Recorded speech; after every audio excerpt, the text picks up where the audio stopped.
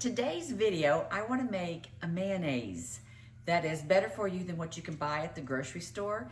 Now, if you do want to buy mayonnaise that's already been made, pre-made, then go ahead and maybe look for the Chosen brand. It's made with avocado oil. Or you could also pick up Primal Kitchen's mayonnaise because it's made with avocado oil as well.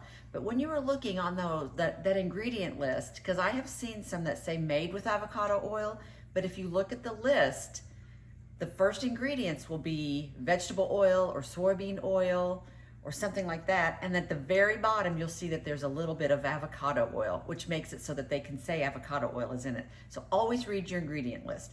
But if you want to make sure that you know exactly what you're getting in your mayonnaise, you guys have to make this recipe. I made it the other day. I saw it on Instagram, and this is a larger blender. I have a smaller one, but it wasn't working very well for me. So I'm going to do this with the bigger one and see how it turns out.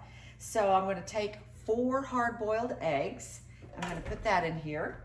And then I'm going to add 1/2 a cup of water, 1 tablespoon of vinegar.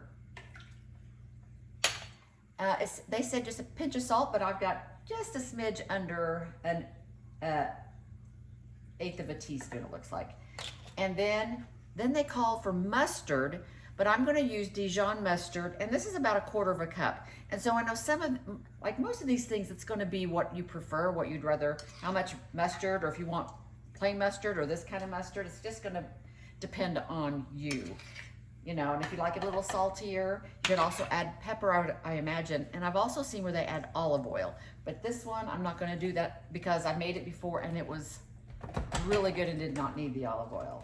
So I'm going to blend this together and let you know what it looks like.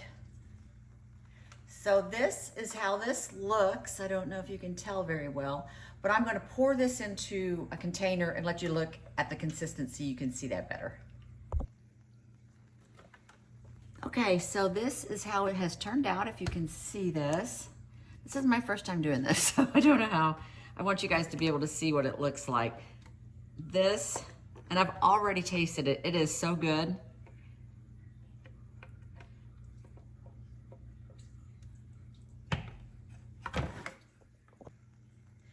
So this is how it has turned out. You can see this consistency and what this looks like. And this color, of course, is from the mustard.